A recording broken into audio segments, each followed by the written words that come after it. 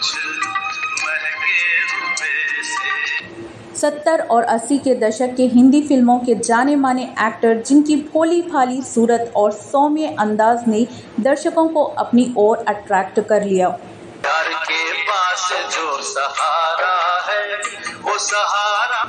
इनकी मुस्कान इतनी कातिलाना थी कि लड़कियां उन पर मरती मिटती थी और इनकी आंखें इतनी गहरी थी कि को एक्ट्रेस इस गहराई में डूब जाया करती थी।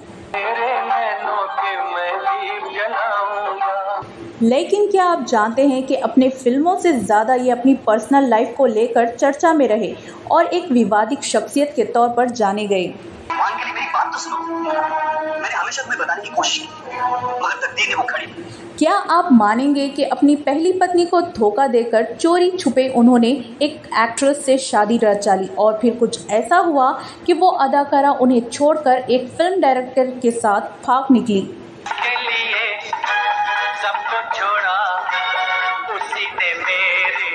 और क्या आप यकीन करेंगे कि इनके चाल ने इस कदर जादू बिखेरा कि 2 शादी के बावजूद इनसे मशहूर एक्ट्रेस रेखा ने शादी कर ली। लेकिन अपनी नई नवेली दुल्हन को लेकर जब ये घर पहुंचे तो इनकी मां ने रेखा का चप्पलों से स्वागत किया और मां के दबाव में आकर उन्होंने कुछ समय बाद रेखा से रिश्ता तोड़ लिया और चौथी शादी रचा ली।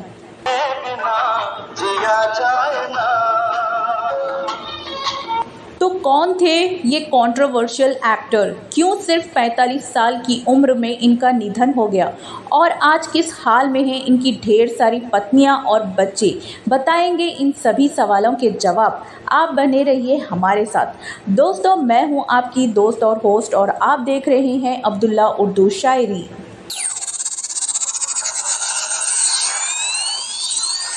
दोस्तों, आपके सपोर्ट की हमें बेहद ही ज़रूरत है, तो हम उम्मीद करते हैं आप हमारा साथ ज़रूर देंगे।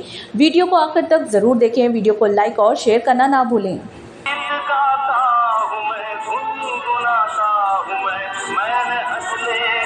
दोस्तों, आज हम बात कर रहे हैं 70 और 80 के दौर के फेमस एक्टर विनोद मेहरा की, जिन्होंने बतौर चाइल्ड आर्टिस्ट हिंदी सिनेमा में अपनी शुरुआत की और बड़े होने के बाद इन्होंने दोबारा धमाकेदार एंट्री की।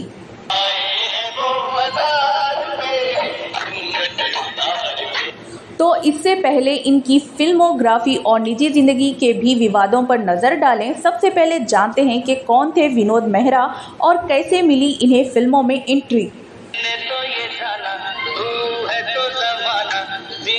13 फरवरी 1945 को पंजाब के अमृतसर में जन्मे विनोद मेहरा का शुरुआती जीवन साधारण रहा।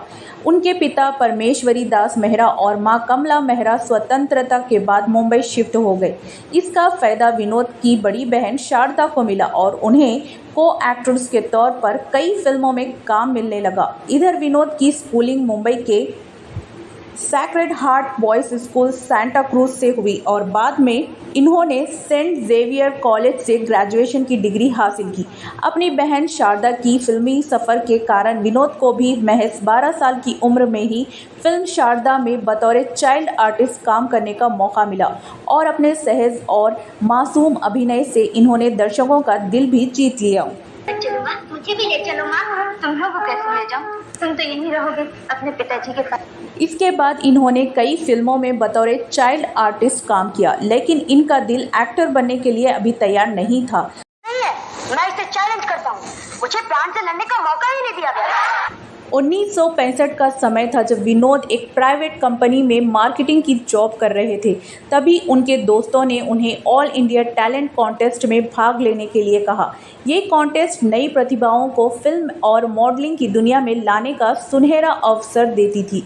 हालांकि विनोद ने इस कॉन्टेस्ट में सिर्फ दोस्तों के कहने पर भाग लिया, लेकिन उनके लुक्स और टैलेंट ने उन्हें फाइनल तक पहुंचा दिया। फाइनल में ये सेकंड पोजीशन पर रहे क्योंकि इस कंपटीशन के विनर बने राजेश खन्ना, जो बाद में भारतीय सिनेमा के पहले सुपरस्टार बने। वहीं कंपटीशन में सेकंड आने के बावजूद विनोद को पॉपुलैरिटी मिलने लगी। फिल्मी मैगजीन्स में इनकी तस्वीरें छपी, लेकिन इन्हें तुरंत कोई बड़ा मौका नहीं मिल सका। इसी दौरान मुंबई के चर्चगेट इलाके में सिद्धगेला ट्रिस्टा स्ट्रगलिंग एक्ट्रेस का ठिकाना हुआ करता था। यहीं उनकी मुलाकात फिल्म निर्देशक रूप किशोरी से हुई। रूप किशोरी ऑल इंडिया टैलेंट कॉन्टेस्ट में पहले ही विनोद को देखकर इनसे प्रभावित थे, तो इन्होंने विनोद को अपनी अगली फिल्म एक थी रीटा में बतौर लीड एक्टर कास्ट कर लिया। हमारी सबसे बड़ी ट्रेजेडी ये है कि कोई भी मर्द अपनी बीवी के सामने हीरो नहीं। 1971 में रिलीज हुई एक थी रीटा, जिसमें तनुजा और इनकी को एक्ट्रेस थी, और ये फिल्म आते ही बॉक्स ऑफिस पर सुपर हिट हो गई और लीड एक्टर के तौर पर अपनी पहली फिल्म से विनोद मेहरा ने दर्शकों के दिलों में एक खास जगह बना ली।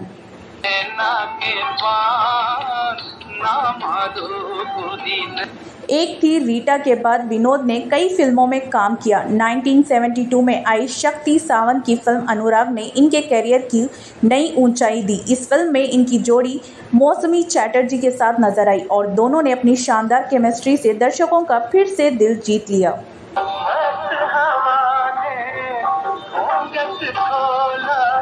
इसके बाद उन्होंने मौसमी के साथ उस पार, दो झूठ और स्वर्ग नर्क जैसी सफल फिल्मों में काम किया, जिसे ऑडियंस ने पसंद किया।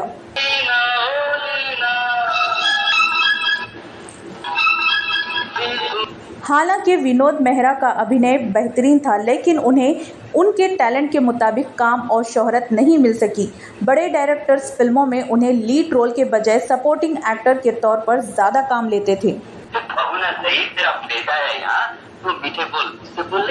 80 के दशक में विनोद मेहरा को कई दमदार फिल्में और रोल मिले, लेकिन इन फिल्मों की लाइमलाइट इनके को एक्टर्स ले गए।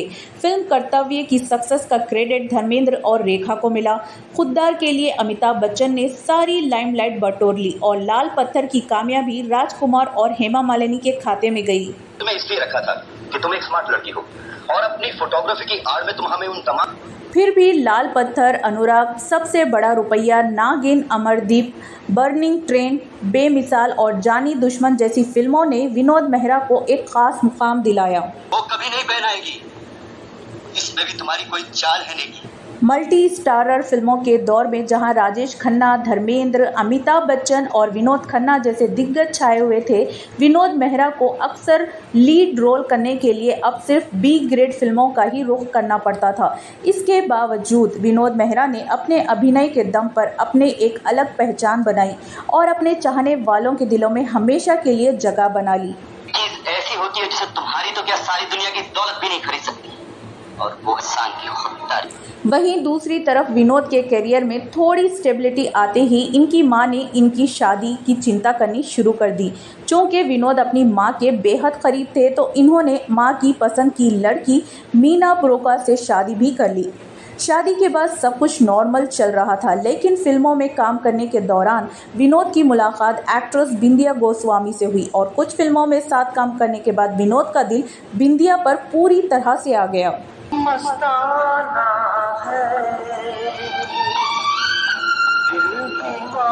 शादीशुदा होने के बावजूद विनोद बिंदिया के साथ एक्स्ट्रा मैरिटल अफेयर में शामिल हो गए। वहीं बिंदिया को भी इससे कोई ख़ास आपत्ति नहीं थी कि ये किसी शादीशुदा के साथ दूसरी औरत बनकर रह रही हैं।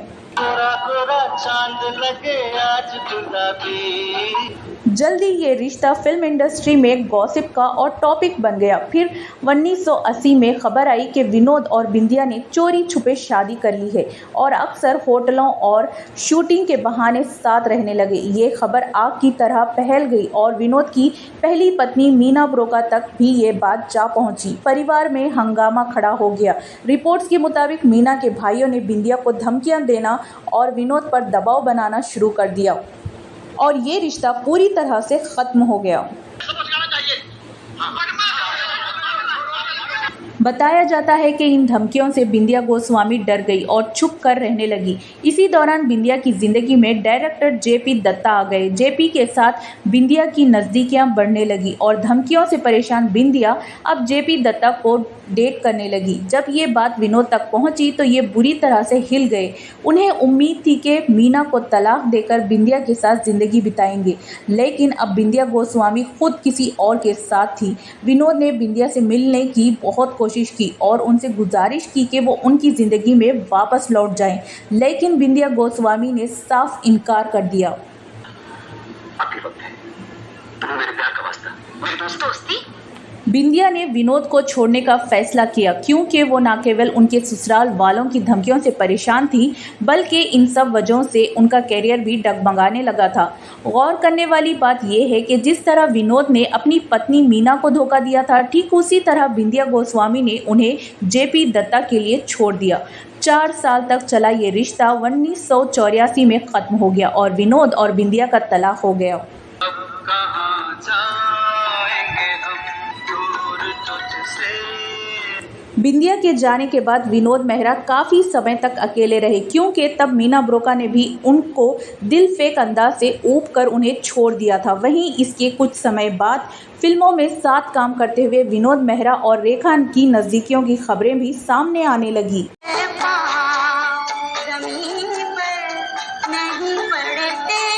फेमस फिल्म समीक्षा यासिर उस्मान की किताब रेखा द अनटोल्ड स्टोरी के मुताबिक कुछ दिनों की डेटिंग के बाद विनोद और रेखा ने कोलकाता में गुपचुप तरीके से शादी रचा ली।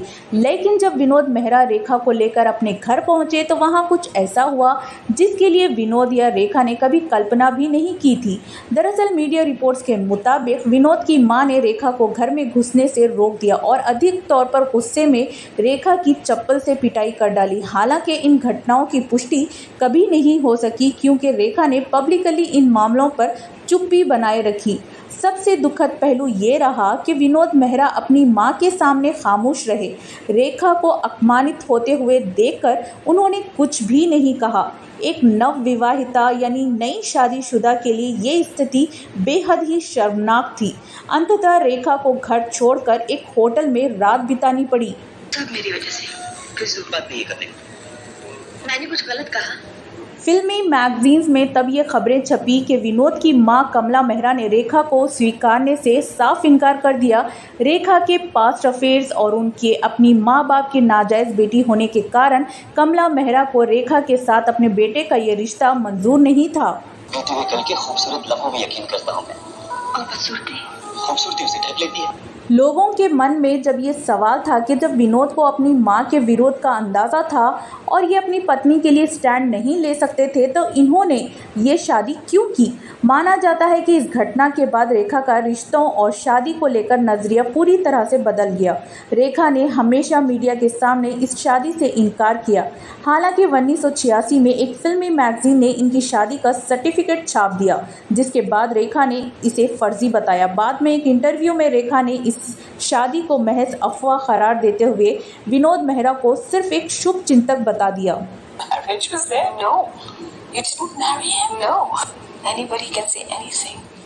वहीं रेखा से अलग होने के बाद विनोद मेहरा ने 1988 में किरण नाम की एक महिला से शादी की। ये शादी भी विवादों से दूर रही लेकिन लंबी नहीं चल सकी। इस शादी के इनको 2 बच्चे हुए, बेटा रोहन और बेटी सोनिया। दुर्भाग्यवश विनोद अपने बच्चों को बड़ा होते हुए नहीं देख सके। इनका फिल्मी करियर ढलान पर था और लीड या सेकेंड लीड रोल मिलना लगभग बंद हो गया था। हालांकि एक्टिंग में लिमिटेड अपॉर्चुनिटी मिलने पर इन्होंने डायरेक्शन में भी हाथ आजमाया। विनोद ने ऋषि कपूर, अनिल कपूर और श्रीदेवी के साथ फिल्म गुरुदेव बनाई।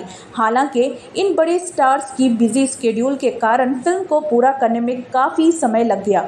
इस देरी और फिल्म को पूरा करने के प्रेशर ने विनोद को गहरी चिंता में डाल दिया और फिल्म के रिलीज से पहले ही उन्हें दिल का दौरा पड़ गया और महज 45 साल की उम्र में साल 1990 में इनका निधन हो गया।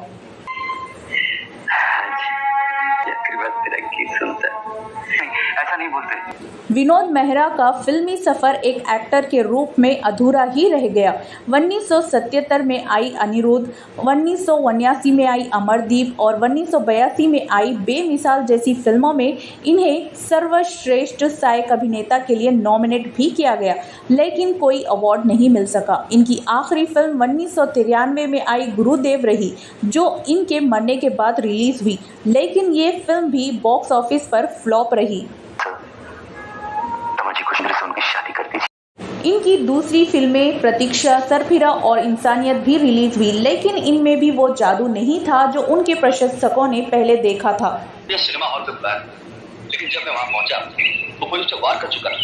मैं वार होता तो पब्लिक मुझे जान से मार देती। वहीं इनकी अगर फैमिली की बात करें तो विनोद मेहरा के 2 बच्चे रहे, रोहन और सोनिया। इनकी पत्नी किरण ने इनके निधन के बाद बच्चों की परवरिश की और इन्हें लाइमलाइट से दूर रखा। हालांकि बड़े होने के बाद रोहन और सोनिया दोनों ने ही फिल्मों में अपनी किस्मत आजमाई, लेकिन इन्हें अपने पिता जैसी सफलता नहीं मिली। बताया जाता है कि सोनिया का बचपन अपने नाना नानी के साथ कीनिया में बीता और इन्होंने लंदन में अपनी पढ़ाई पूरी की। 18 साल के होने के बाद मुंबई लौट आई और अनुपम खेर की एक्टिंग क्लासेस में ट्रेनिंग ली। साल 2007 में इन्होंने फिल्म विक्टोरिया 203 से बॉलीवुड में डेब्यू किया। हालांकि ये फिल्म फ्लॉप हो गई। जीवन से निकलने का कोई ना कोई रास्ता तो ढूंढना ही पड़ेगा। इसके बाद इन्हें फिल्म शैडो, एक मैं और एक तू और रागनी MMS 2 जैसी फिल्मों में देखा गया, लेकिन इन फिल्मों से सोनिया को कुछ खास पहचान नहीं मिल सकी। तुम भूल रहे हो कि मुझे वाइन से क्या होता है? इसके बाद सोनिया ने बतौर MTV VJ कुछ शोज होस्ट किए, लेकिन यहाँ भी उन्हें सफलता नहीं मिल सकी।